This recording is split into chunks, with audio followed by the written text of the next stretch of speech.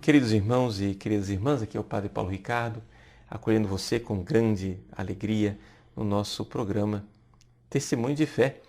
Nós queremos refletir a respeito da Palavra de Deus contida na liturgia da Igreja e nós estamos no 32º domingo do Tempo Comum.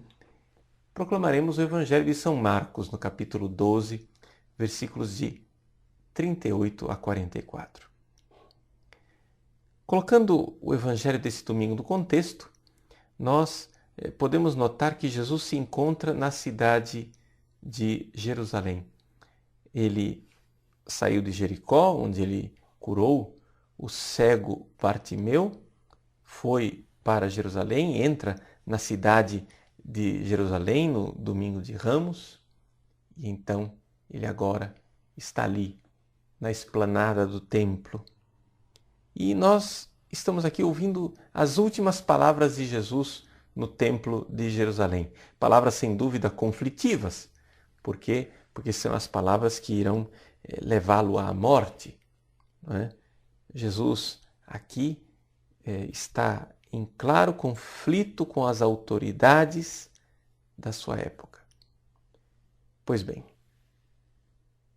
o Evangelho de hoje, os versículos de 38 a 44, pode ser dividido em duas partes bem claras. E, no entanto, duas partes bastante conexas e relacionadas entre si.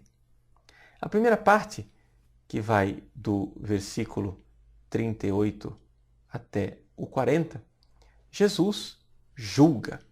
Não é? A palavra é dura, mas é isso mesmo que ele faz. Ele julga os doutores da lei. E depois, do versículo 41 a 44, Jesus também julga, mas agora julga uma pobre viúva.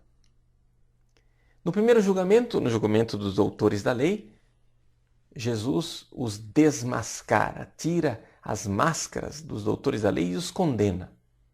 A palavra condenação aqui não é inventada por mim absolutamente. É o próprio Jesus quem usa essa palavra, porque no versículo 40 é o que nós podemos ler.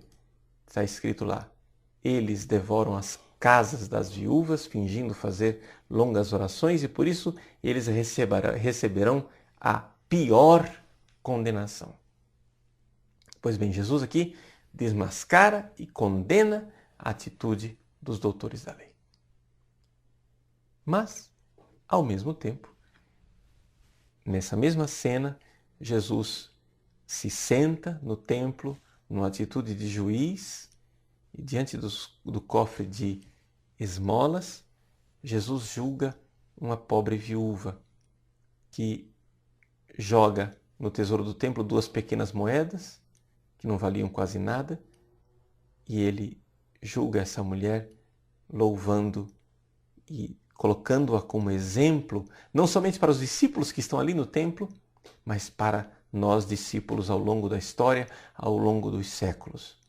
O óbolo da viúva, a oblação da viúva, nós poderíamos quase que dizer o holocausto da viúva. Sim, holocausto, porque uma coisa é um sacrifício em que você oferece só um pouco da vítima. Outra coisa é o sacrifício que você oferece tudo. Toda a vítima é queimada em holocausto. É isso que a viúva faz, porque ela oferece tudo aquilo que ela possuía para viver, para a sua sobrevivência. O versículo 44 do Evangelho fala claramente, usando a palavra bios, não é? A sua sobrevivência biológica. Pois bem, o que é que nós podemos dizer destes dois julgamentos? Deste julgamento que Jesus fez dos doutores da lei e do julgamento que Jesus fez da viúva. A primeira coisa é que Jesus aqui julga, e julga de uma forma que nenhum de nós pode fazer. Jesus julga o coração. Interessante nós vermos isso, esta capacidade de Jesus de conhecer o coração humano. Como diz no Evangelho de São João, capítulo 2, versículos de 24 a 25, Jesus não lhes dava crédito porque conhecia a todos e não precisava de ser informado a respeito do ser humano. Ele bem sabia o que havia dentro do homem. Essa palavra é muito séria. Jesus sabe o que está no nosso coração.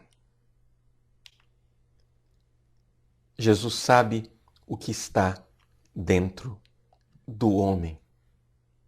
Pois bem, este olhar penetrante de Jesus, que é um olhar próprio de quem é Deus, ele julga os corações e nós aqui nos vemos diante de Deus como juiz.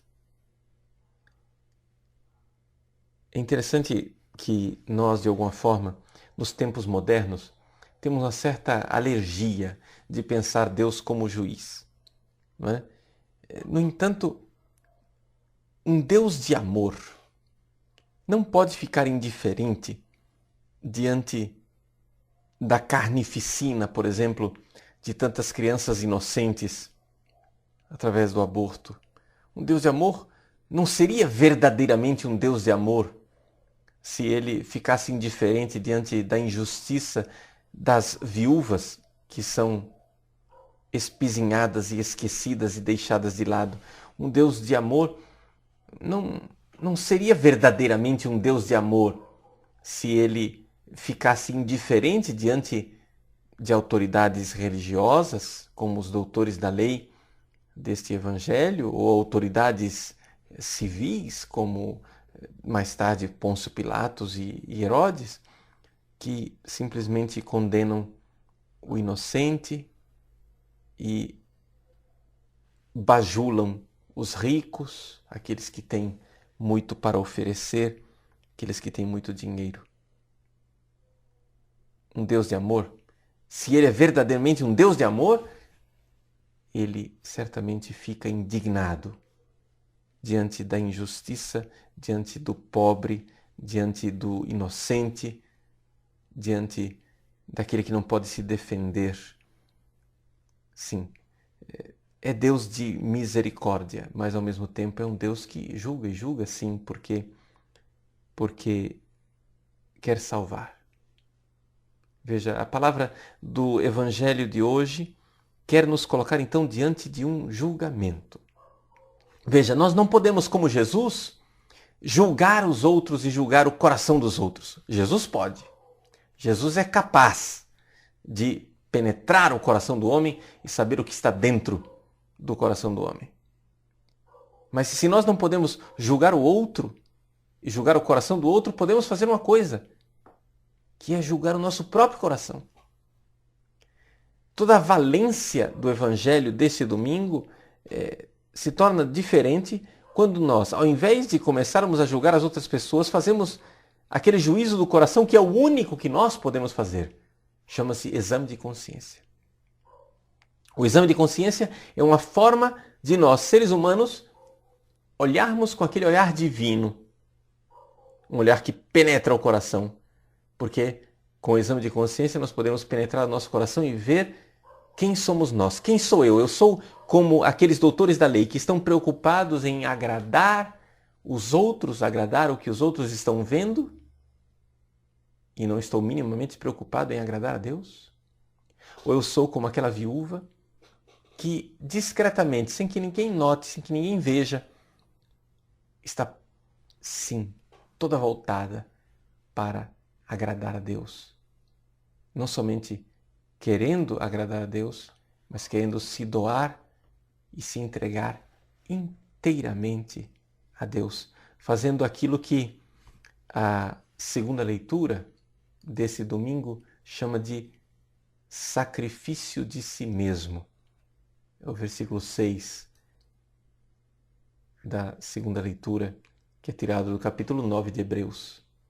Jesus, ele nos livrou, ele destruiu os pecados através do sacrifício de si mesmo, diatestousias autou, através do sacrifício, tousia, autou, um autossacrifício.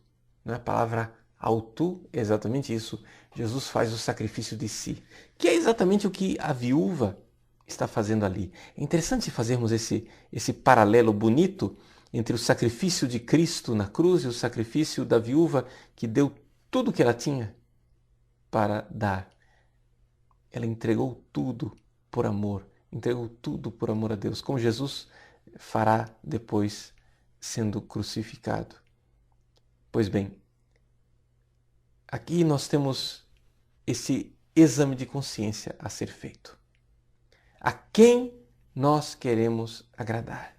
A quem nós queremos servir? Aos homens que nos aplaudam, que nos louvem, ou a Deus?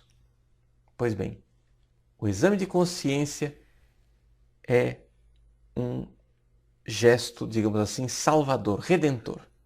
Vejam, meus queridos, existe na nossa vida de conversão, na verdade, uma espécie de segunda conversão que é mais difícil e mais necessária. Veja, a maior parte de nós, quando começa a levar Deus a sério, nós mudamos as nossas atitudes externas, não é? Nós que não rezávamos antes, agora passamos a rezar.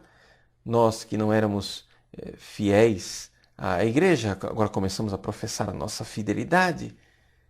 Quem sabe alguns pecados graves, mais escandalosos que nós cometíamos, resolvemos então deixá-los de lado, resolvemos não pecar.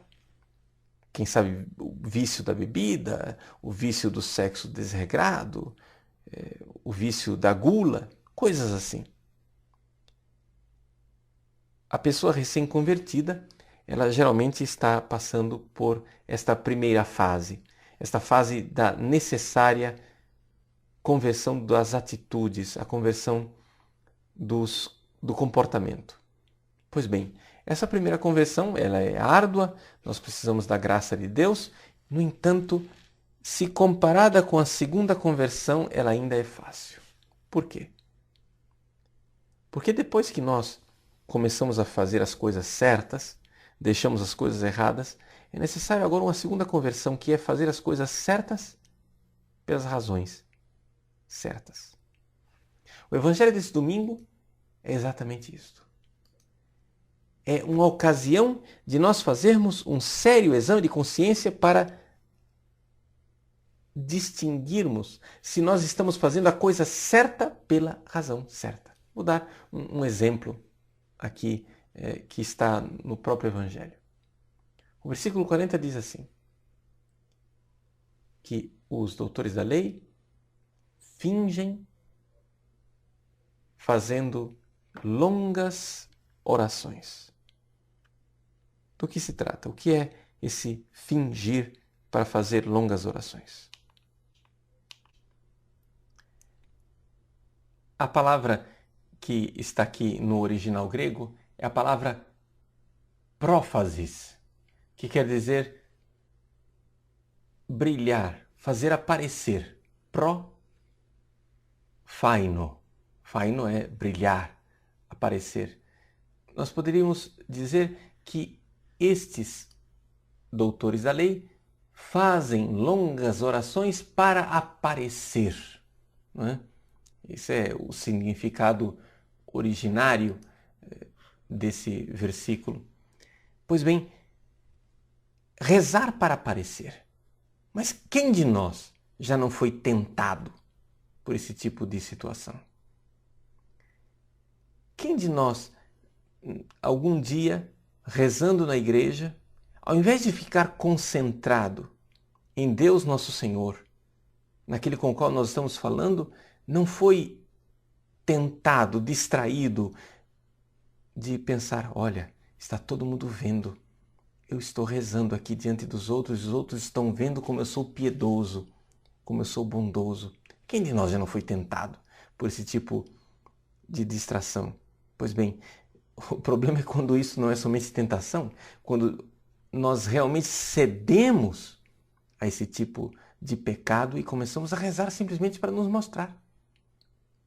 Rezar simplesmente para fazer cena, para fazer prófases.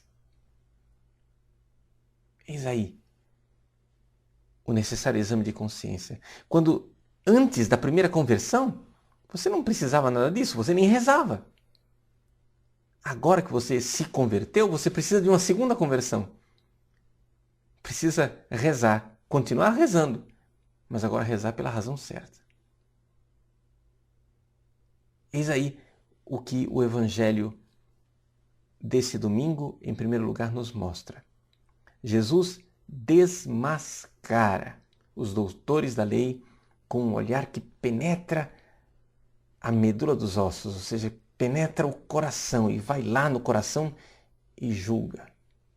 Pois bem, nós podemos tirar grande fruto do Evangelho desse domingo se nós jogarmos esse tipo de olhar sobre nós mesmos. Nós não temos o direito de olhar outras pessoas com este olhar porque nós não vemos o coração. Jesus tem esse direito porque ele sabe o que está no coração do homem. Mas nós podemos aplicar isso olhando para nós mesmos, porque se não podemos olhar para os outros, podemos olhar para nós e fazer o exame de consciência. Mas não para por aí o Evangelho. Jesus não somente condena esta prófasis dos doutores da lei, essa coisa de se mostrar em praça pública diante dos outros, se exibir, está preocupado com o que os outros dizem, ele mostra a atitude correta. Jesus está ali diante do cofre de esmolas e tem aquele mesmo olhar penetrante que vê, mas vê agora a bondade que estava escondida debaixo de um gesto secreto. Um gesto pequeno, em que a viúva entrega 2 pequenas moedas. Essas 2 pequenas moedas são importantíssimas. Não é? Que moedas eram essas? Eram leptadio. Eram 2 pequenas moedas de bronze. As menores que havia. Tanto que é tão pequena que São Marcos precisou explicar para os romanos para os quais ele escrevia esse evangelho, que não sabiam o que era uma leptá. Ele diz ho estin quadrantes, que é um quadrante, né? Era a moeda que depois, na nossa tradução aqui no Brasil, se traduz como que não valiam quase nada. Ou seja, essa é a tradução. O que é um quadrante para nós? É um negócio que não vale quase nada. É 5 centavos, né? Uma pequena moeda de bronze. 5 centavos, um nada. Pois bem, esse nada, no entanto, era o nada que ela tinha para sobreviver. Que ela tinha para viver. Que ela tinha para a sua vida. É isso que Jesus faz notar. E faz notar com aquele olhar que somente ele possuía. Jesus diz assim, é o que ela tem para a sua sobrevivência. Holon ton bion autes. Toda a vida dela. Ela deu o que tinha para a sua sobrevivência biológica. E aqui então é inevitável nós lembrarmos o quadro maravilhoso da primeira leitura. No primeiro livro dos Reis, o profeta Elias vai para a cidade de Sarepta, que nos dias de hoje fica no Líbano, portanto, claramente fora da Terra Santa. O profeta Elias fugiu da Terra Santa porque estava sendo perseguido pela pérfida rainha Jezabel e vai para a atual cidade de Sarafand, no Líbano. Era grande a carestia, estava todo mundo passando fome, e então também o profeta estava passando fome. É o que nós vemos então agora, a situação da viúva de Sarepta. Ela diz para o profeta: pela vida do Senhor teu Deus não tenho pão, só tenho um punhado de farinha na vasilha e um pouco de azeite na jarra, e eu estava apanhando 2 pedaços de lenha a fim de preparar esse resto para mim e meu filho, para comermos e depois esperar a morte. Eis aí a dramaticidade, a realidade dramática que vive esta viúva. É interessante como o nosso lecionário, com uma inteligência espiritual enorme, coloca lado a lado esta primeira leitura e a leitura do Evangelho. Está dando a vida inteira. Está entregando a sua vida. É isso que Deus quer de nós. Deus quer que nós entreguemos a nossa vida. Agora você pode, porém, se perguntar: mas, meu Deus, Padre, por que Deus exige tanto? Não é? Por que Deus é tão exigente? Misericórdia! Exigir tudo, Ele quer tudo. Deus não podia, por exemplo, exigir 70%, 80%, mas por que Ele quer 100%? Por que Ele quer até aquilo que nós temos para viver, para sobreviver? Bom, vejam, é tudo uma questão de nós sabermos interpretar o que Deus está pedindo. Para entender essas palavras, o que é que Deus quer de nós, que Ele quer o nosso tudo, talvez a melhor forma seja a gente fazer uma comparação. Você imagine que você está num navio. E nesse navio, o navio está afundando. É o Titanic, você está lá afundando. De repente, num helicóptero chega o Salvador. Então o Salvador desce num cabo e diz: me entregue tudo. Veja, me entregue tudo. Me entregue as suas malas, os seus bens, tudo que você tem consigo, não é? Todo o seu dinheiro. Me entregue também sua família, as pessoas que você ama, que estão aí com você nesse navio afundando. E me entregue inclusive você mesmo. Ora, ninguém de nós vai achar um disparate, ninguém de nós vai achar uma exigência excessiva isso que o Salvador está pedindo. Porque afinal, aqui a escolha é: ou nós entregamos tudo o que somos e temos para o Salvador, ou então nós iremos afundar com o navio. Esses dias eu tive a graça de completar 45 anos de vida, foi meu aniversário. Mas no dia do meu aniversário, fazendo um exame de consciência, eu comecei a pensar que Deus pede de mim o meu tudo. Mas o que é que eu tenho? O que é que eu estou experimentando aos 45 anos de idade? Aos 45 anos de idade, eu estou vendo que estou envelhecendo. Por exemplo, eu vejo que para fazer a barba eu preciso já puxar um pouco mais de pele do rosto, porque, claro, está acontecendo a lei da gravidade, né? A gente vai ficando velho e cheio de rugas. Aos 45 anos eu vejo os meus pais envelhecerem. Eu vejo as pessoas que eu mais amo irem embora, ou seja, envelhecerem, irem na direção da morte. Eu vejo o navio afundando. Ora, não seria tolice da minha parte querer agora segurar a minha vida?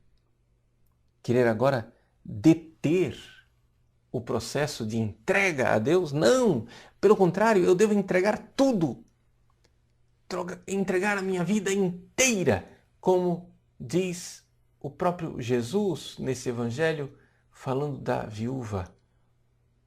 Holon ton bion. Eu tenho que entregar a vida inteira. Por quê? Porque eu quero que a vida inteira seja salva. Meus irmãos, nesse evangelho, então, desse domingo, façamos o nosso exame de consciência e entreguemos a Deus tudo. Não somente os nossos atos externos, mas também tudo aquilo que está dentro do nosso coração. E somente assim, colocando-nos debaixo deste olhar e querendo agradar a Deus, nós seremos salvos. Deixemos de lado essa mania estúpida e vaidosa de querer agradar a torcida. Queiramos agradar a Deus e entreguemos a Ele, que é o nosso Salvador, o nosso tudo. Terá sentido, sim, entregar a nossa vida inteira, se nós o fizermos de coração. Deus abençoe você. Em nome do Pai, do Filho e do Espírito Santo. Amém.